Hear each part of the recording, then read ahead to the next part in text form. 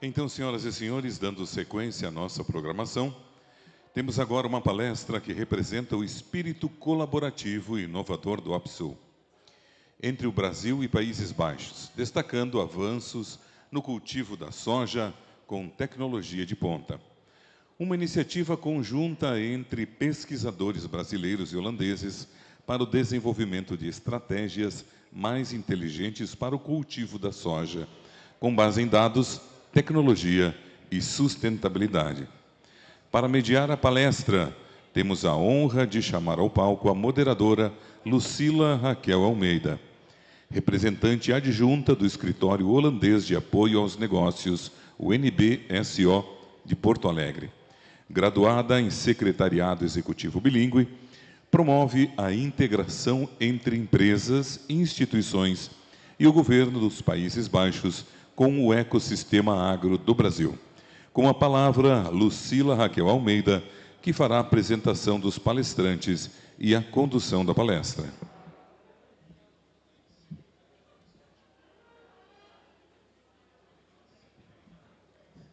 Boa tarde a todos. Primeiramente, eu gostaria de agradecer a organização do evento, em nome da Teodora, agradecer também a parceria da Universidade Federal de Santa Maria, no nome dos professores Telmo e Lúcio, por esse trabalho desenvolvido ao longo desses anos, nesse consórcio de pesquisa tão relevante para o Brasil e para os Países Baixos. Reforçamos que as perguntas poderão ser enviadas pelo WhatsApp de número 54-3332-3333 e serão respondidas ao final. Dr. Bernardo Maestrini, pesquisador da Wageningen University and Research, Países Baixos, doutor em Biogeoquímica de Solo pela Universidade de Zurique, pós-doutor na Michigan State University, atua em agricultura de precisão, com foco em otimização de insumos, monitoramento de lavouras e previsão de produtividade.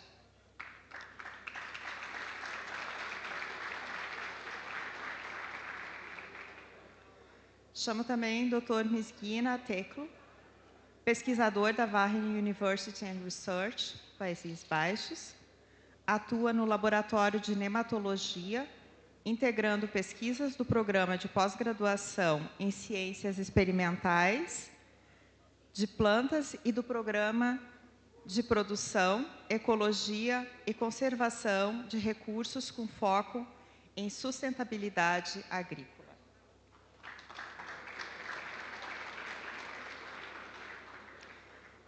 Dr. Misgina Teclo, the floor is yours.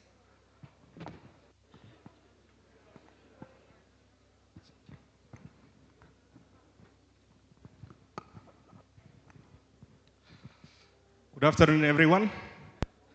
So I hope you will not que vocês não estejam da comida que nós comemos ao almoço. Eu espero que mantenha vocês ativos, que nos mantenhamos voltados. Então,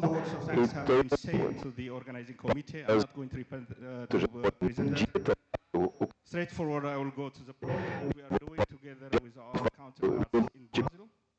It's about smart sharing interactions, digital technology, and know-how integration. Então, esse é o objetivo do projeto tendo, né? Os objetivos centrais é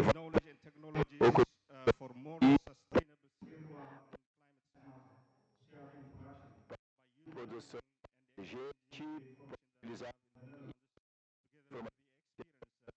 com a experiência que vocês têm no Brasil, foi dividido em vários programas de pesquisa e desenvolvimento, programas de pesquisa.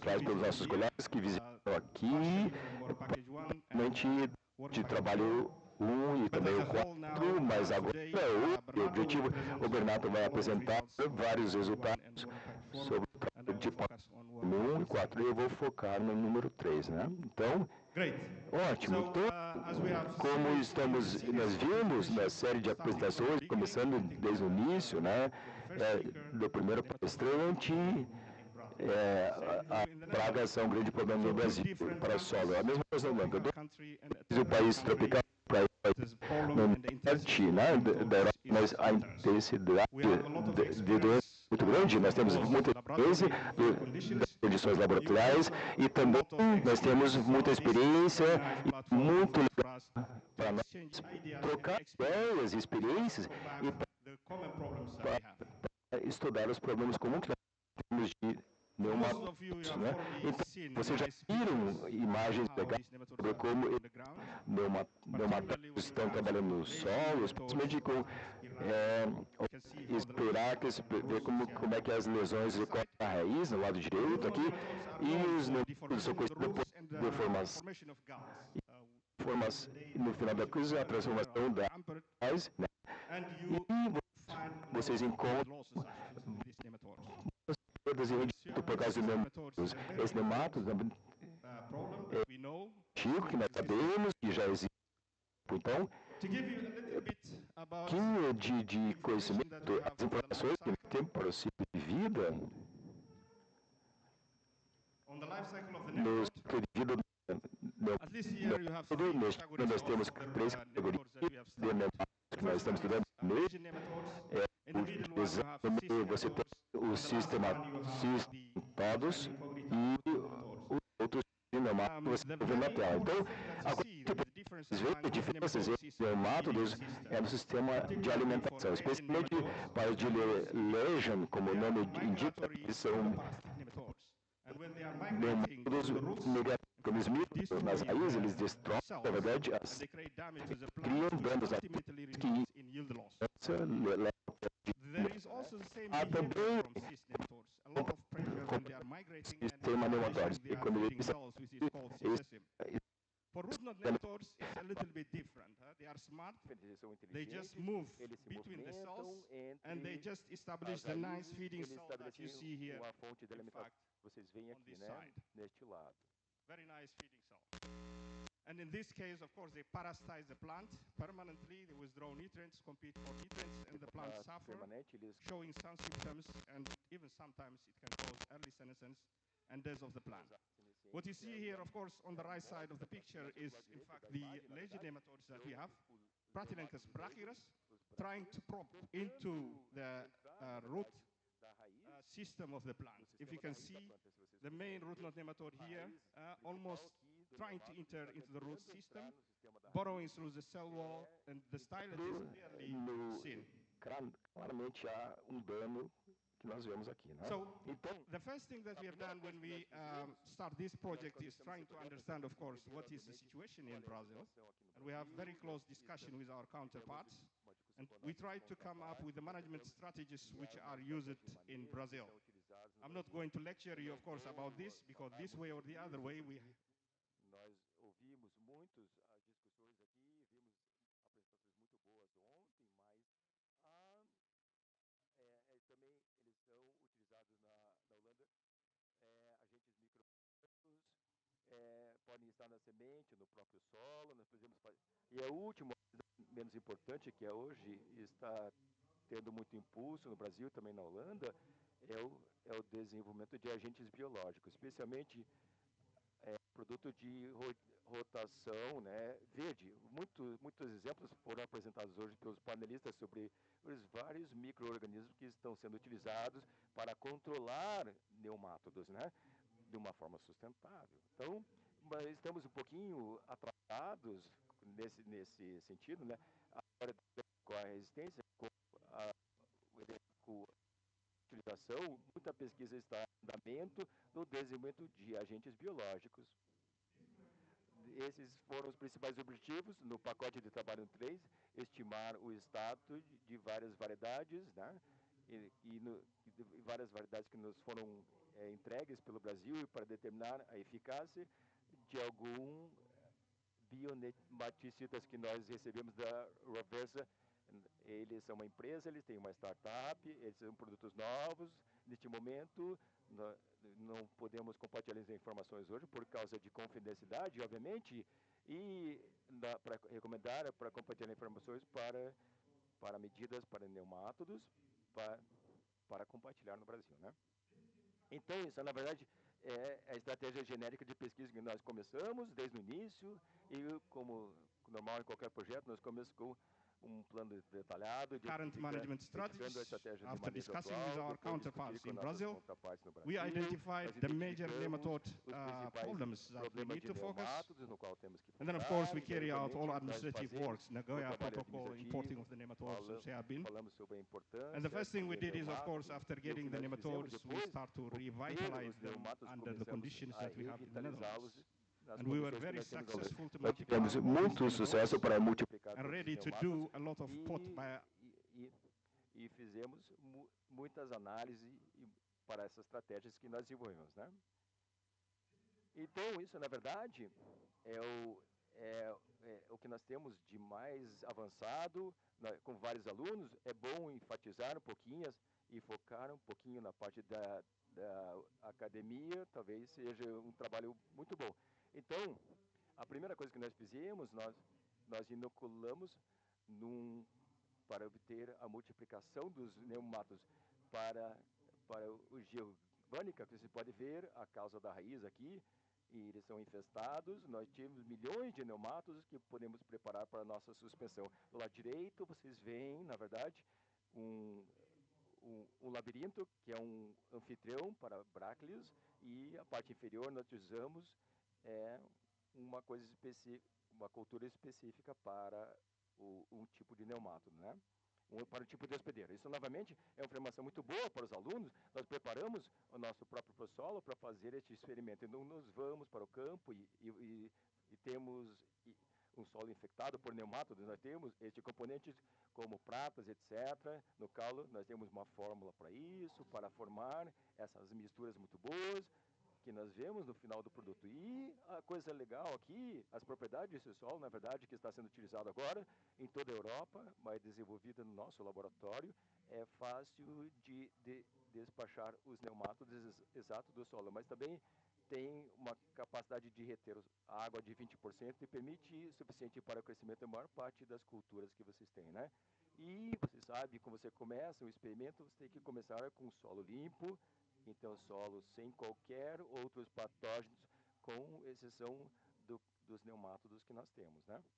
Então, esse é o tipo de um pote que o pote bioácido ao início tem que ir para o experimento de campo depois.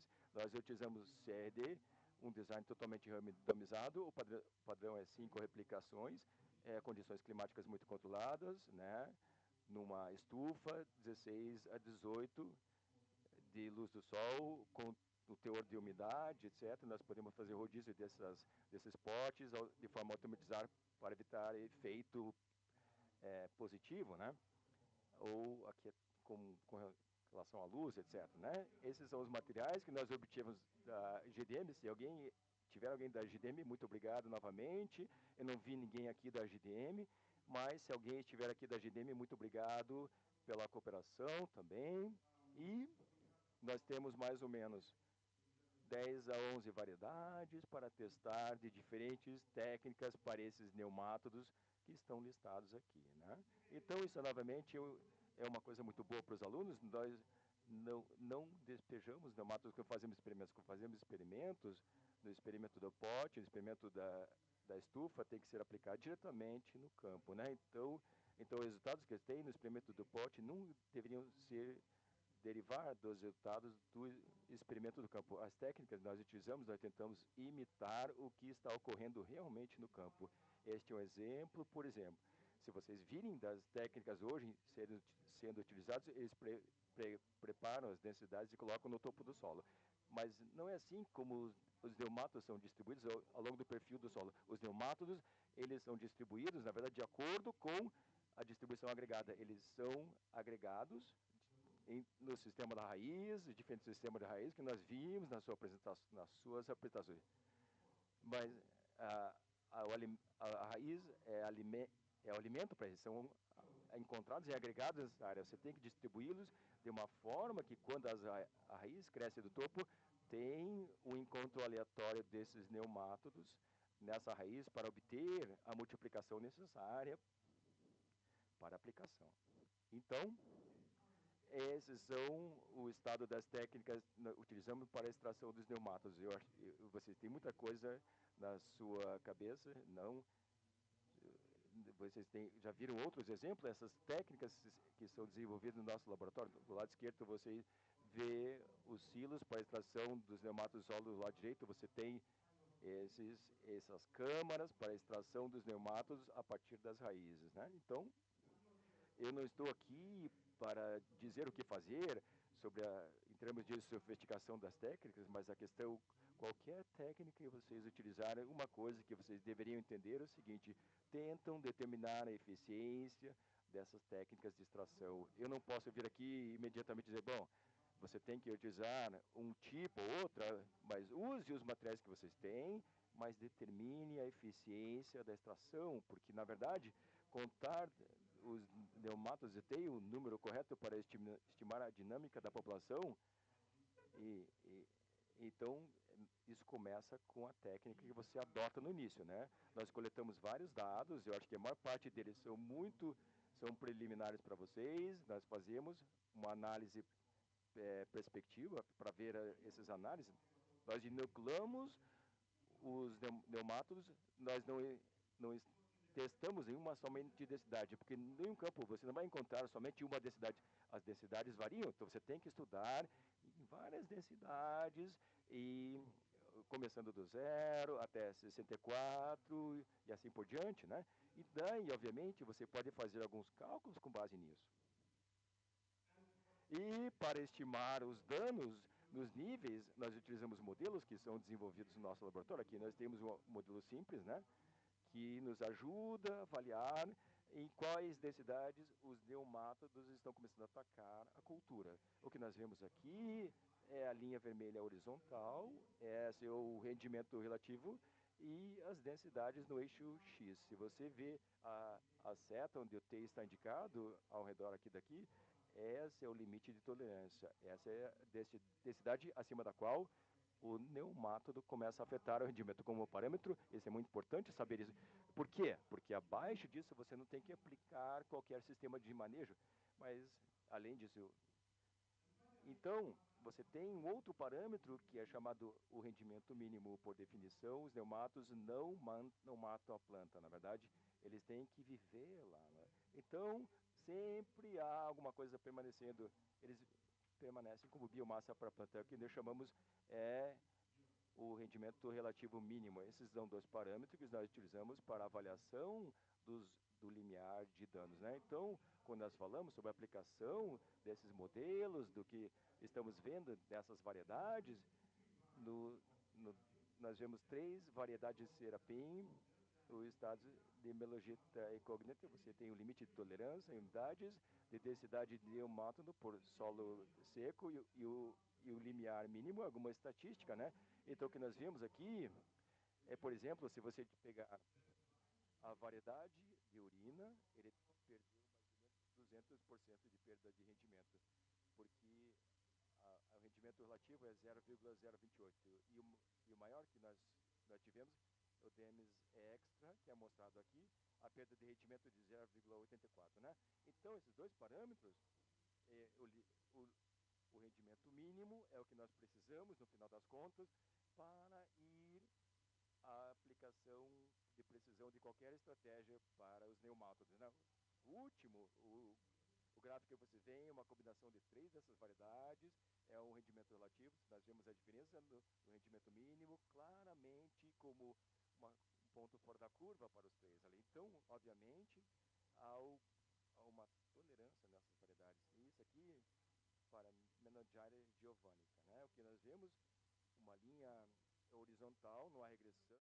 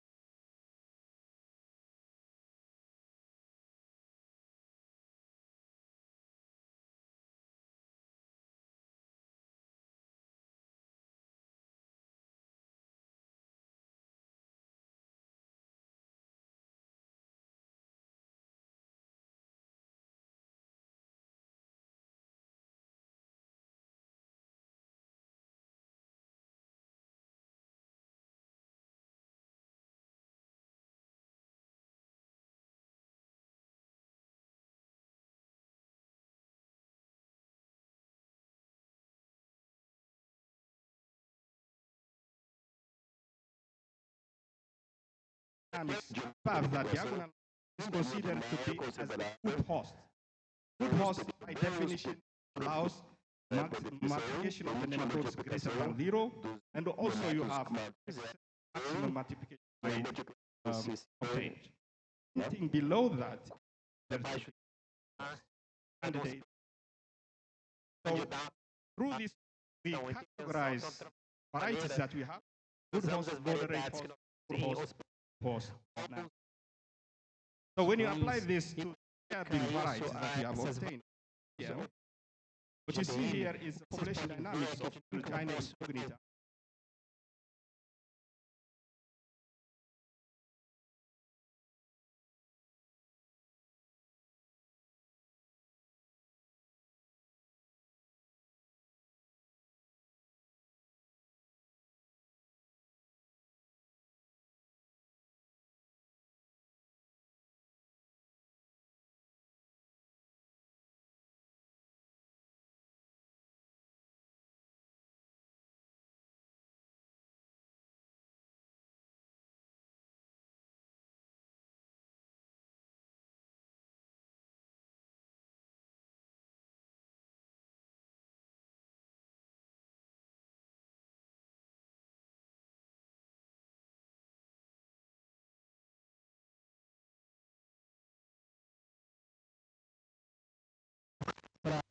We have different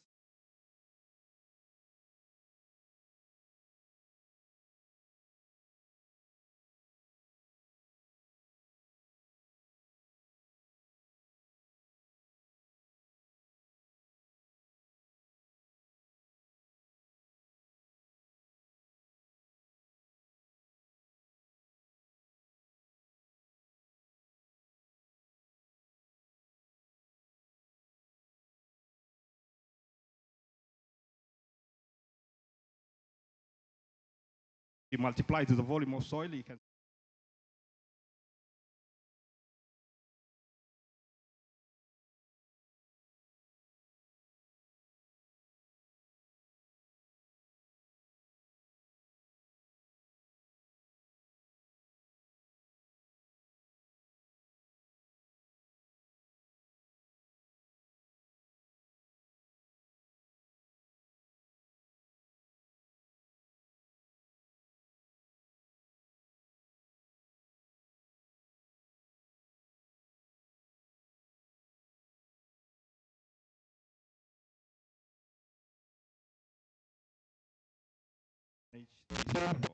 para fazer summary.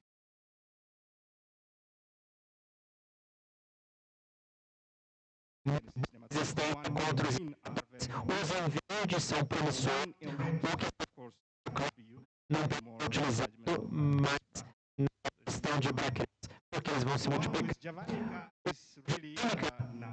É bem interessante, são tolerantes, mas a taxa de multiplicação é muito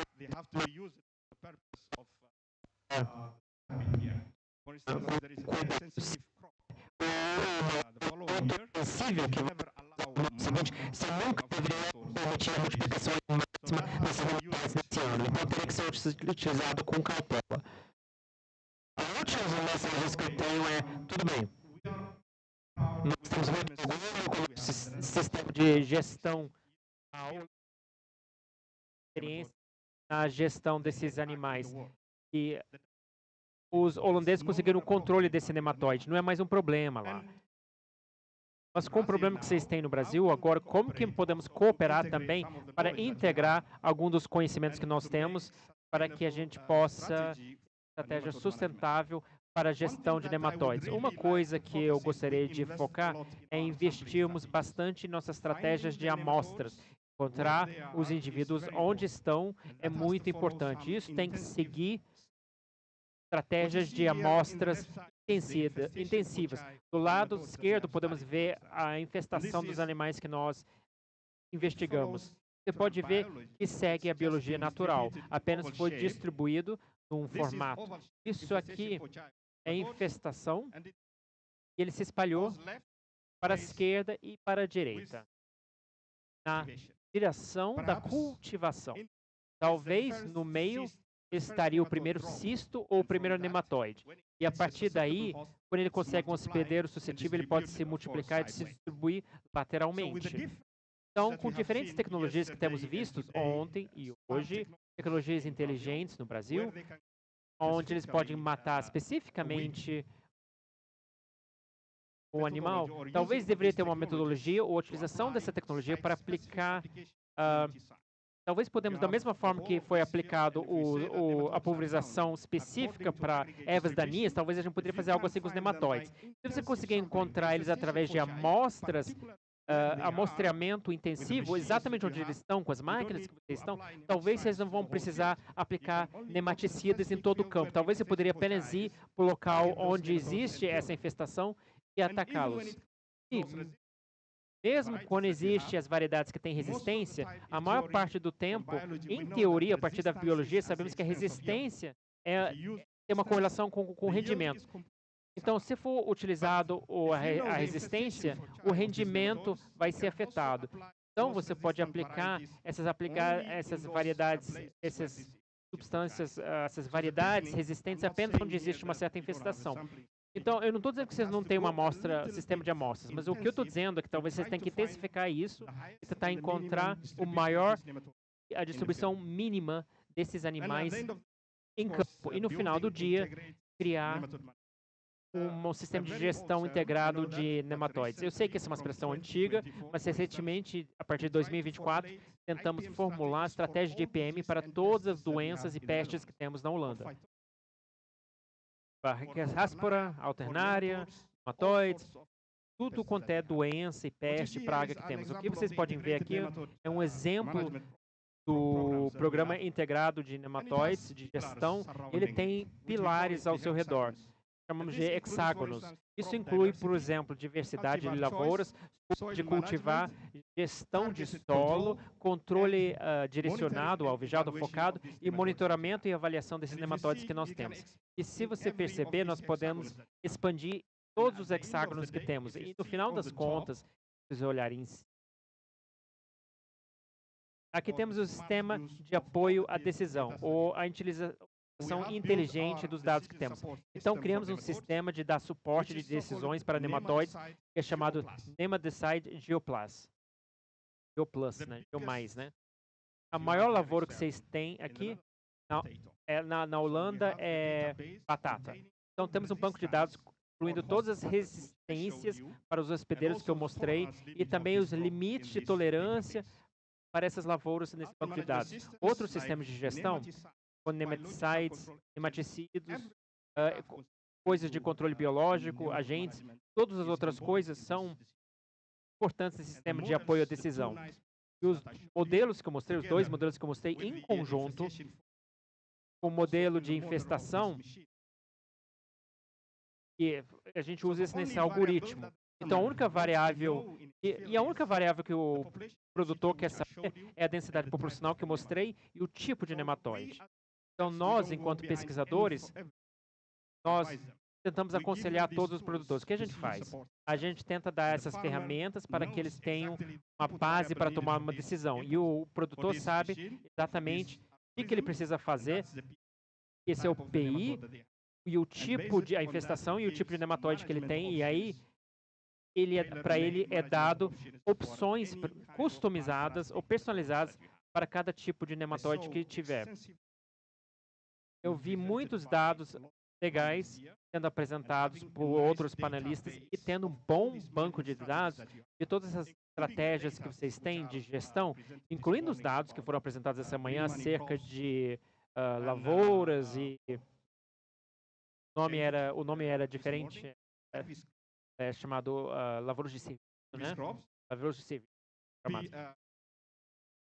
Seria muito legal ter isso dentro de um sistema de suporte à decisão para que vocês também pudessem desenvolver um sistema de suporte à decisão que fornece opções personalizadas. Então, muito obrigado.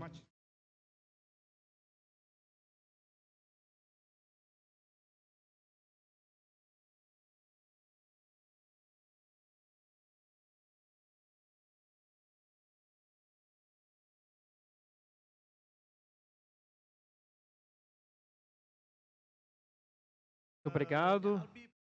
Eu vou apresentar mais algumas trabalhos do projeto Smart Soybean, o projeto de soja inteligente. Foi resultado também de uma visita da APSU e o início desses trabalhos, e é um trabalho conjunto, e eu estou apresentando, mas foi uma série de pessoas envolvidas nesse projeto. Alguns deles também estão aqui, então, sim, um esforço coletivo. Eu gostaria de falar sobre 3 tópicos que temos discutido. Um é a utilização do Weedit, que é uma tecnologia fluorescente. Vou falar sobre isso em breve, para identificação verde no verde e de ervas daninhas. E também usamos isso para uma técnica de dessecção. E por último, vou falar sobre um sistema de semeadura variável. Então, um pouco sobre o programa Weedit. Eu acho que teve vai ter uma outra sessão onde vamos detalhar melhor. Mas, brevemente, Weedit é uma tecnologia baseada em fluorescência de clorofílica. Então, o laser é projetado ao solo quando entra em contato com qualquer coisa que faz a fotossíntese, uma planta, geralmente. Ele vai retornar uma fluorescência que é emitida pela planta. Ao mesmo tempo, ele também está equipado com bicos modulados por pulso para que ele possa pulverizar baseado nisso. Então, é como se fosse uma impressora e scanner ao mesmo tempo. O scanner é um sensor e a impressora vai ser o bico. Então, vamos começar do início. Verde no verde. Estou muito sobre isso pela manhã. Aqui você pode ver foto dos desafio que nós estamos tentando enfrentar também é, como nós vimos essa manhã, a questão do diagonal, ou dirigir diagonalmente em relação às fileiras, para tentar encontrar as ervas daninhas das plantas ruins que estavam entre as fileiras. Então, esse era o nosso problema aqui, a declaração do problema, as fileiras estão em verde, e essa do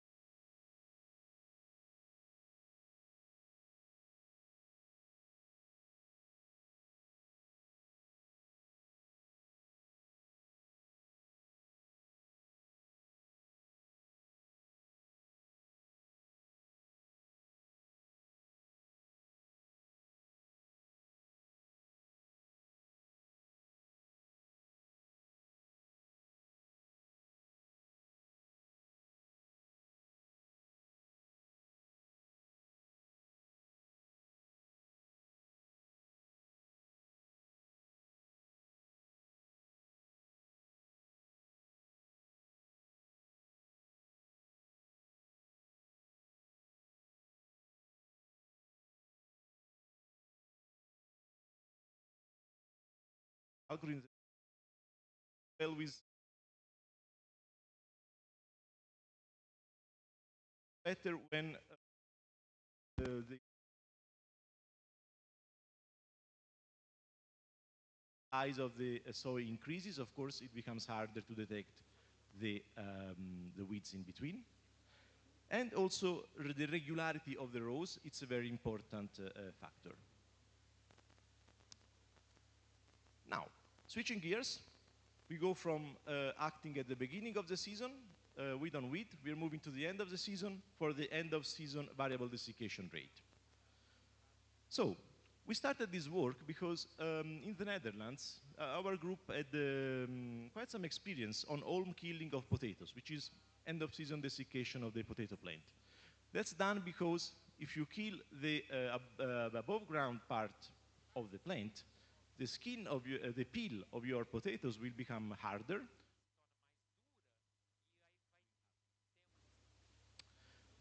So here, if you remember yesterday, I've been talking about FarmMaps, this platform. An app was developed in FarmMaps to apply DQuat to desiccate potato plants.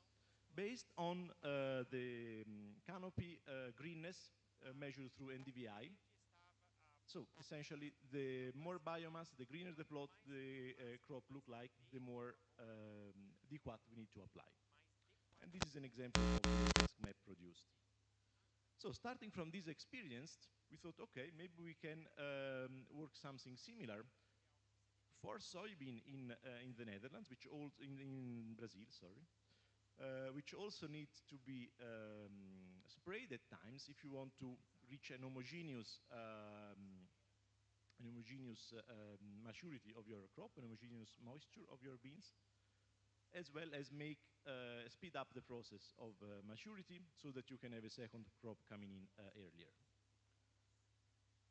So, and of course, the challenge was to do it using weeded so that in one pass you can measure the greenness of the crop and apply the Reglone afterwards.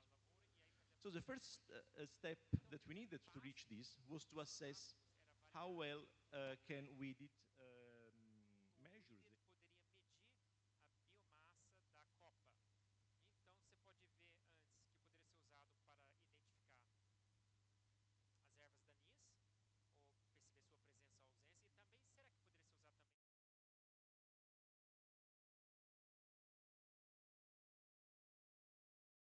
Netherlands, 3 were carried out in Brazil. So we tested the correlation between weeded and NDVI, a robust proxy for biomass, over different environments and different years. The results were quite good, as you can see in this graph that relates the two proxies. So once we established that weeded is indeed a good proxy for biomass, we moved on to this deciding for a rule that we can use then to apply our variable rate. So we set up a field experiment that we carried out for 2 years. You can see it here in a drone image taken by Professor Lucio here. Very nice picture, I think. And so essentially we had plots of different greenness where different dosage, different relationship of greenness to amount of DQAT applied were tested. The idea of this experiment was to be able to parameterize this curve here, which is a curve that's based on a combination of spot spraying plus variable rate.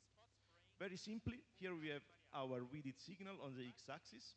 This is how much biomass you have, how much greenness you have. And we need to define up to a certain point, we think we don't need to spray because in 1 week the crop will be ready anyway. Beyond the threshold, we start spraying with a variable rate application. So the greener the crop, the more DQAT. Mais DQAT que teremos que aplicar. Claro que a gente não foi o caso dessa experiência. Dentro dos parâmetros da norma. Então não podemos aplicar menos de 200. Então, ou não aplicar pulverização por poros, dentro dos limites do rótulo, digamos assim. Aqui tem um exemplo dos resultados depois da aplicação do algoritmo num campo que foi medido com NDVI. Você pode ver os pontos em cinza, são basicamente as partes do campo que não precisavam ser pulverizados e o resto foram os que seriam específico. Se nós seguimos a regra que nós estabelecemos antes, nós economizaríamos mais ou menos 50% do produto. Agora, algo que obviamente é muito importante é o clima, o clima atual do momento da pulverização. Na nossa experiência, nós tínhamos basicamente 2 anos diferentes. 2023 foi um ano excepcionalmente seco e 2024 foi um ano muito molhado. E também, então, nós antecipamos um pouco o momento da pulverização de 2024, que já era um ano muito molhado, então foi 2 situações muito diferentes. Então, você percebe no gráfico o quão verde estava exprimido pelo sensor weeded, e no outro eixo temos o conteúdo de água. Então, em 2023, traits. Basicamente, quase tudo estava pronto, exceto alguns pontos mais verdes. Então, isso nos diz que isso mostra, esse gráfico, que o fator tem sido um fator muito importante nessas equações. Além do desenvolvimento, isso também vai depender da quantidade de biomassa presente, que também tem que ser levado em conta na nossa equação, assim como o clima. Então, para concluir, nós achamos que o WIDA tem uma excelente ferramenta para estimar biomassa e podemos usá-lo para regular a quantidade de dessicante, mas não tem que ser apenas dessicante. Nós também podemos pensar em utilizar isso para fazer a aplicação variável de outro produto. O spraying, a pulverização em spot ou em pontos pode fazer boas economias e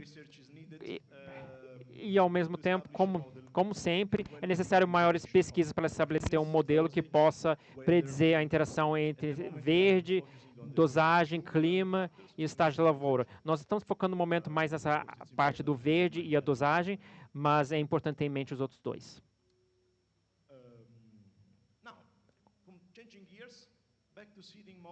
Então, falando sobre a taxa variável para manejar na variedade de campo, né? Então, primeiramente, porque dentro da variabilidade do campo é importante, eu queria relatar alguns dados quando analisamos dados agronômicos focalizados em agricultores nos Estados Unidos. Aqui nós temos um campo no meio do oeste, nós medimos para cada campo a variedade, né? Quanto o rendimento estava variando entre os anos, que era atribuível ao clima, né? E nós temos algum manejo tático, e quanto é atribuível à variabilidade especial, onde esse monitor de campo, utilizando uma coletadeira, nós medimos para diferentes pixels no campo, nós podemos calcular o desvio padrão dentro de um campo, né? E foi aí que nós conseguimos ter um manejo estratégico, planejar antes da temporada para planejar essas partes do campo, né? Então, nós podemos ver a validade especial, nós vemos a temporal, é o que nós tentamos resolver. Isso pode ser resolvido de várias formas, tentamos utilizando a taxa de semeadura variável. Então, aqui nós temos, por exemplo, nós começamos olhando para a literatura, nós fomos os primeiros a tentar resolver isso. Se nós tivermos um leito adicional de soja, deveria colocar nas partes do campo que estão produzindo mais ou colocar nas partes que são um pouquinho mais pobres, né? Então, esses são resultados que nós encontramos na literatura, que mostram que em cada um desse ponto, né, o ponto dentro do campo, na verdade, há diferentes partes, diferentes regiões da coleção de soja no Brasil. Nós podemos ver que nós chegamos a um platô, tem uma curva em algum ponto, na verdade. De um certo ponto, você acrescenta sementes, tem mais rendimento. De certo ponto, não importa quantas sementes você coloca, você não tem um aumento no rendimento. Nós vemos que o ponto onde nós observamos o platô, não havia mais efeitos ao acréscimo das sementes, era em 290 mil sementes por hectare para o impacto mais baixo e 245 para o impacto de rendimento alto, né? Ou seja, isso significa essencialmente que a parte mais inferior pode se beneficiar com mais sementes do que as regiões mais produtivas, e é o oposto do que nós observamos no milho, se alguém estivesse perguntando.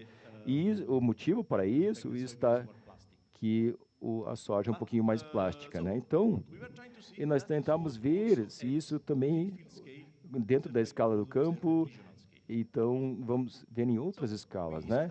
E nós criamos um experimento para responder a pergunta, nós colocamos no projeto Aquários, que também foi mencionado hoje aqui pelo pessoal, para ter a oportunidade, nós tínhamos um ambiente, uma parte que está em vermelho, que produzia com rendimento baixo, uma parte elevada, um pouquinho menos de argila, um pouquinho mais seco. Nós tínhamos o meio, a parte alta, que está no centro do campo, também as partes que são irrigadas. Então, aqui nós temos 3 ambientes de rendimento diferentes, tentávamos ver o seguinte, o efeito da taxa de semeadura. Então, chegando aos resultados, nós vemos aqui, nós confirmamos, então, as observações no nível, também no nível do campo, com resultados diferentes. Nós não vimos uma estabilização, um platô com relação ao acréscimo de sementes, né? Então, e também observamos um outro fator interessante, a parte mais seca, que produzia menos, né? Quando eles tinham a maior pressão da copa, né? Nós tínhamos a temperatura mais alta, eles resultava numa maturidade mais rápida da cultura. 2 efeitos que concorrem para uma parte de rendimento menor, produzindo menos. É mais seca e cultura está menos associada para o grão. É uma coisa que nós temos que considerar também. E com isso, eu gostaria de agradecer a vocês pela sua atenção e mencionar que o projeto foi cofinanciado pelo Ministério da Agricultura da Holanda e também por parceiros do projeto também. Muito obrigado.